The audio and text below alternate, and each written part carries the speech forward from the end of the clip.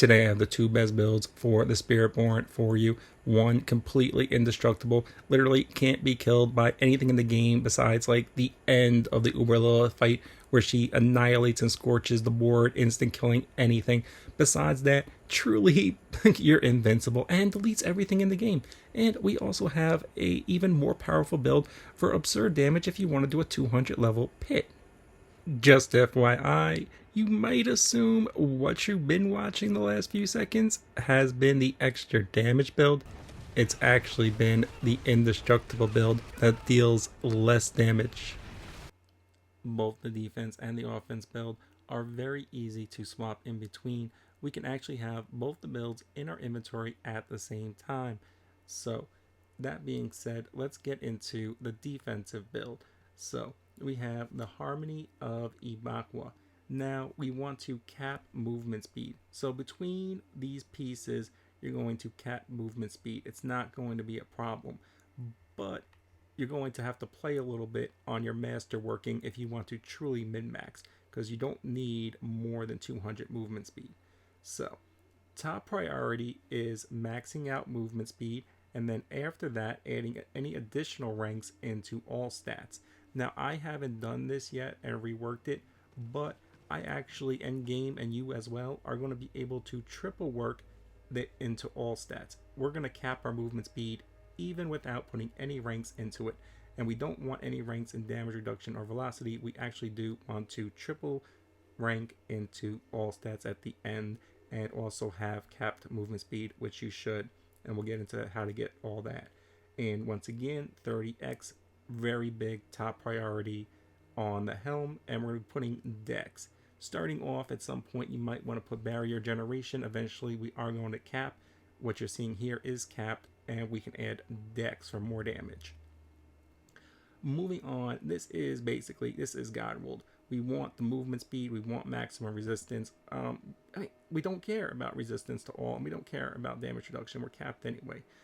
So, movement speed towards cap, and then put the other two ranks into resistance to all, because that is actually going to give us 85, 85, 85.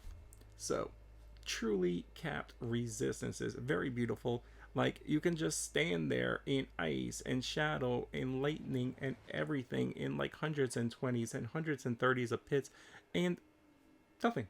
Like, you're fine. You're just chilling. So, yeah, this build is insanely tanky. Another part of making it even more tanky is our rune words. So, we're going to use Mana Spent, and then we're going to use Invoke the Druid's Bulwark. And we're just going to proc this like crazy because, did I say yet? No. We're going to have 170% attack speed. Crazy fast. Also how we shred things. So, you don't need the triple rank on the gloves. 2 ranks though. If you want to truly cap, you're probably going to need 2 ranks on the gloves and 2 ranks on the ring. And then we can pick up the rest of the attack speed in the Paragon and through affixes. So, we don't actually need the armor at truly endgame. Truly endgame, we're going to be able to swap the armor over for dex. So, the god roll is going to be dex, attack speed, minimum 2 ranks. Put the other rank into Quill Volley, and then you want Quill Volley.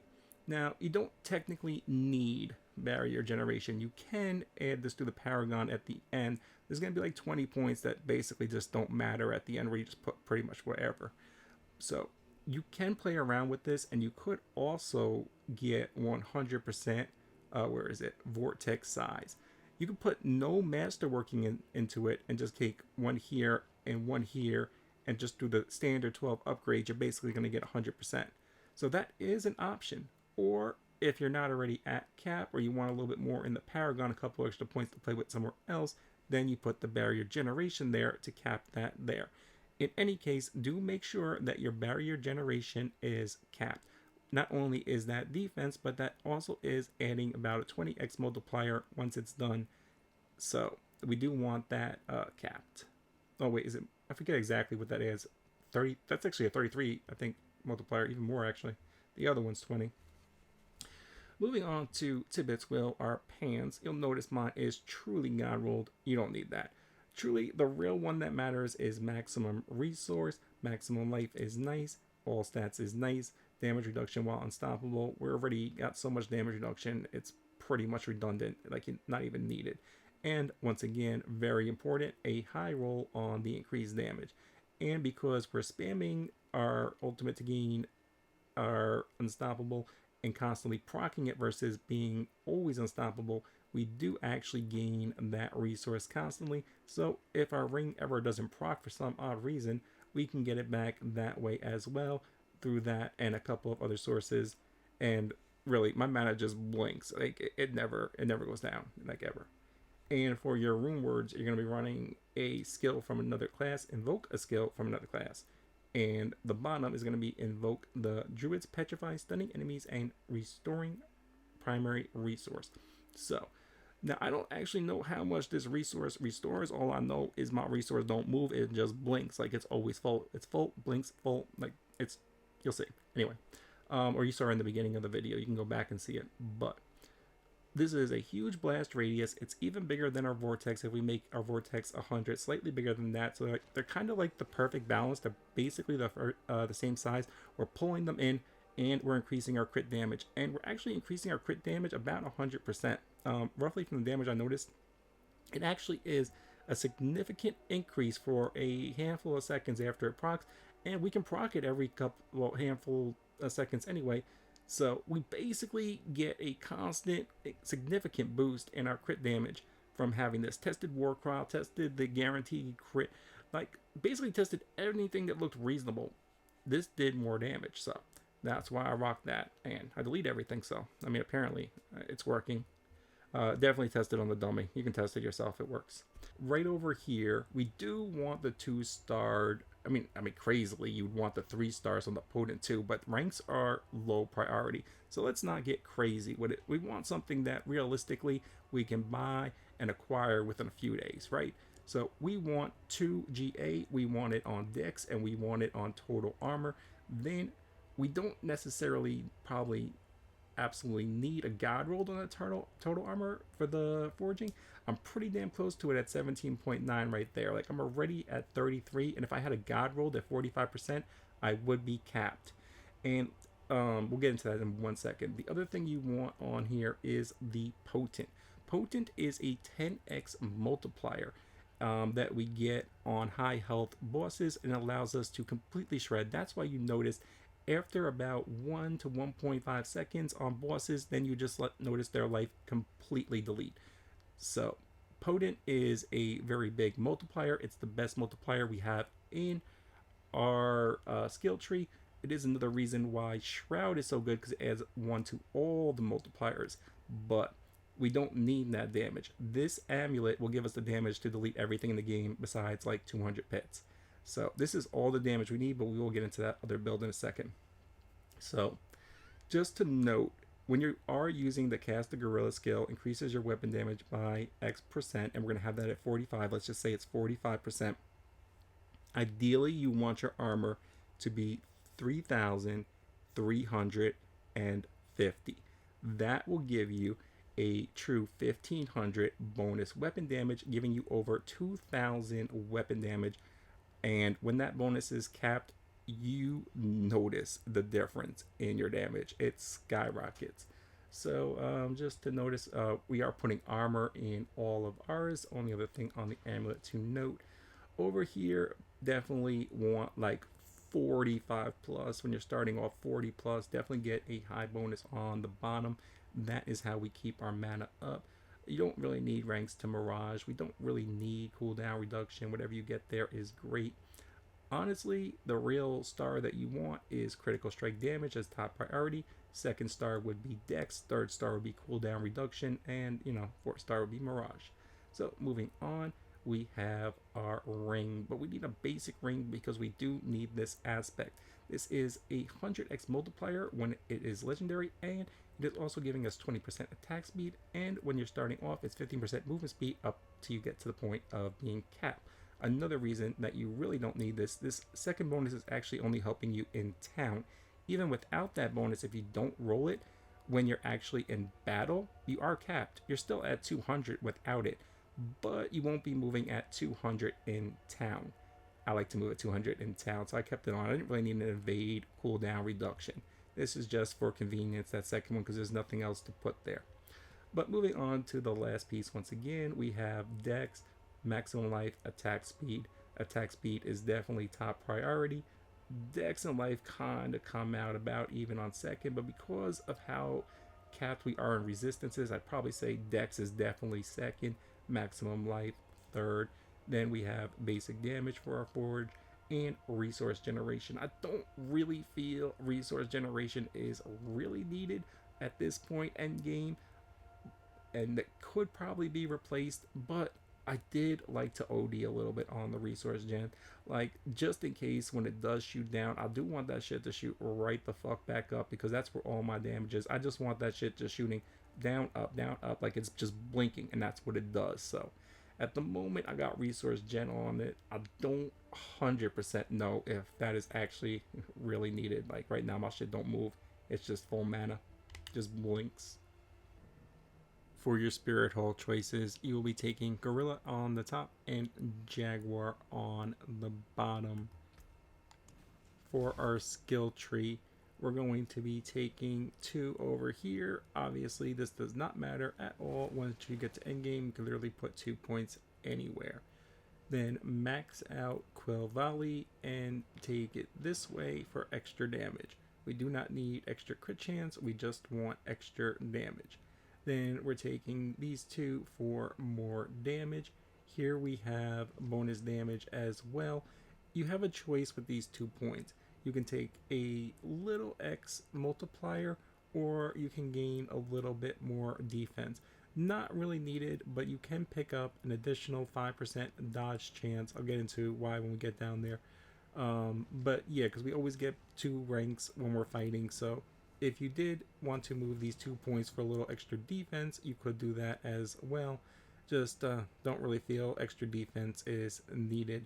You put 0 here. This is all through gear. You're going to do 1, 1, 1. Do it this way over here. Not going to spend an hour on the video. This just works. You already saw. So we have the focal point here just so we can get to here.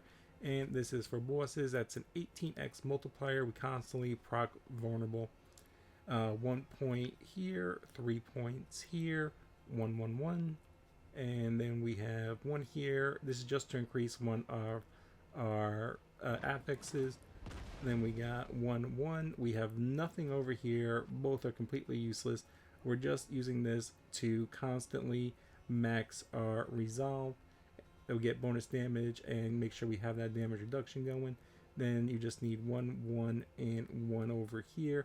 This gives us a little bit of extra critical strike damage. There's not much more we could do with these couple points at the end. We obviously don't need that one. And this is a small bonus besides when we get grouped up, but it is still a 30% bonus when we get grouped up. So obviously we are going to take that.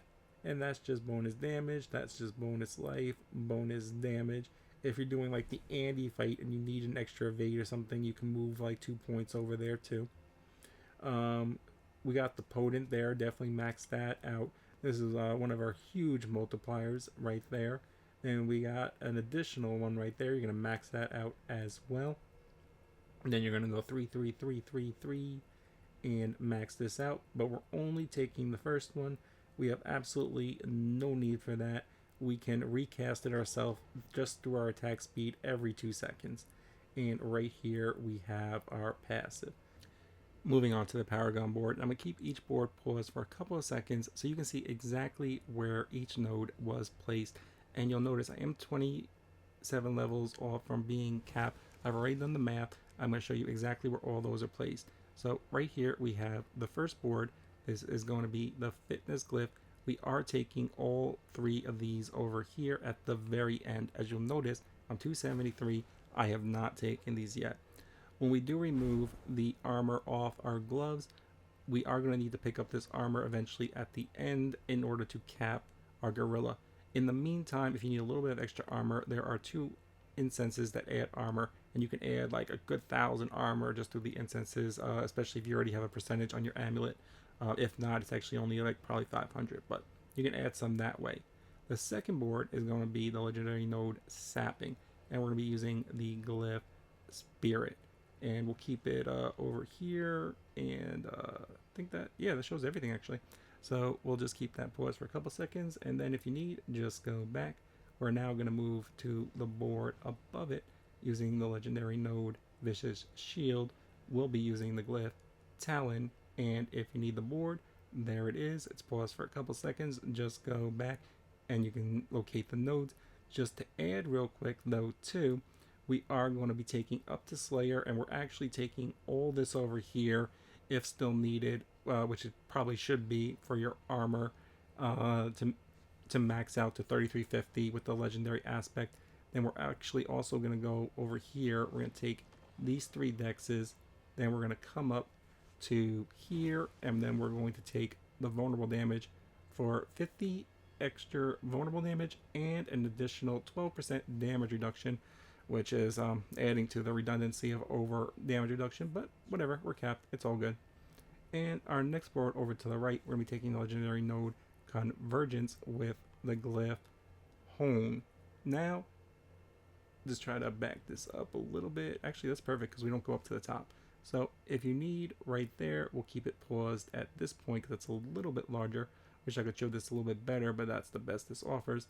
So if you need, just come back a couple seconds. Moving on, we're going down to the legendary node Revealing, and on this one, we'll be using the Colossal glyph, and we'll be putting it right over here just in case anybody needs the nodes. And it, just to back it up a little bit, you can see that strength at the end. So yes, there it is. That is the last Paragon board. These glyphs, just to show you, I did an earlier video, but just to show you the power of these glyphs, they do add immense power once you get to level 100. So when leveling, do your glyphs first, and then do like Horde and the other content, because you're going to get a lot of power for doing your glyphs first. Just keep grinding, and keep, whenever you can do the pits again, keep upgrading your gear. And that is the defensive build. And this may be a little anticlimactic, especially since I don't actually have one in my inventory. Scrap them all just because after testing, I don't see the need of this. But if you do want to add extra damage, you can use the Shroud of False Death. This will add 1 to all passives. Now, the only real reason this does a lot of damage is because it adds +1 to all passives. Because we have so many passives on this build that are giving us X multipliers, adding 1 to all of them is an insane damage boost. The problem is that damage boost, in my opinion, is just not needed unless you're doing like 150 plus pits. But, you know, if you want to do that, yeah, you're going to need this. So this is the offensive build. It's simply swapping out your chest piece, same rune work for the chest. You're just swapping out Tyrell's Might for the Shroud of False Death, and then masterworking it for extra damage. And yep, that is both builds. Personally, I don't think for like 90% of players pretty much aren't really going to need the Shroud. If you get it early though, and you don't have Tyrells, then yeah, use it 100%. I mean, obviously, if you don't got Tyrells and you got the Shroud, use the Shroud. But yep, that is the offensive build and the defensive build, which still deletes everything in the game. If you liked the video, leave a like, comment, share. It helps others find the video. I hope this helped.